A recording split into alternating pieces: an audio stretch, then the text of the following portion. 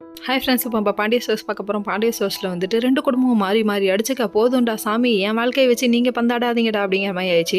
உடனே பெரியவர் சென்டிமெண்ட்டாக பெரிய புல்லட் பாண்டி என்ன சொல்கிறாருன்னா, நீ இங்கே வந்துரு பழனி, நான் உனக்கு பொண்ணு பார்த்து நான் கல்யாணம் பண்ணி வைக்கிறேன், நான் சொத்து எழுதி தரேன்னு சொல்ல, இவர் 2 ஸ்டெப்பு முன்னாடி வரவும் அடே டெடடன் டெடடன் எல்லாரும் லுக் அப்படியே எல்லாரோட கேமராவும் எங்கே போகுது, நம்ம பழனி மேலே போகுது. கடைசியில் பார்த்தா ரொம்ப லுக் விடாதீங்கடா, உன் சொத்தும் வேணாம் ஒன்றும் வேணாண்டான்னு சொல்லிட்டு நெத்தியடியாக அடிச்சுவிட்டு நீங்களாம் ஒரு அண்ணனுங்களான்னு சொல்லிட்டு உள்ளே வந்தார் பாரு, சும்மா வேற லெவல் ஆயிடுச்சு. அதுக்கப்புறம் மாறி மாறி அவரே உள்ளே போயிட்டாரு. அதுக்கப்புறம் எல்லாரும் உள்ளே போக வேணாமா, மாறி மாறி திட்டிட்டு போங்க, எனக்கு டென்ஷன் ஆகுது, கோவம் வருது அப்படின்னு சொல்லிட்டு கோமதி அம்மா திட்டி விட்டு கிளம்ப, அதுக்கப்புறம் பின்னாடியே எல்லாரும் கிளம்பிட்டாங்க. உள்ளே போய் உட்காந்துருந்தவங்க சோகமாக உட்காந்துருக்காங்க. இங்கே ஒரு பக்கம் தம்பியோட வாழ்க்கையில் நம்ம விளாண்டுருக்க கூடாதுன்னு ஃபீல் பண்ணுறாரு பெரிய புல்லட் பாண்டி.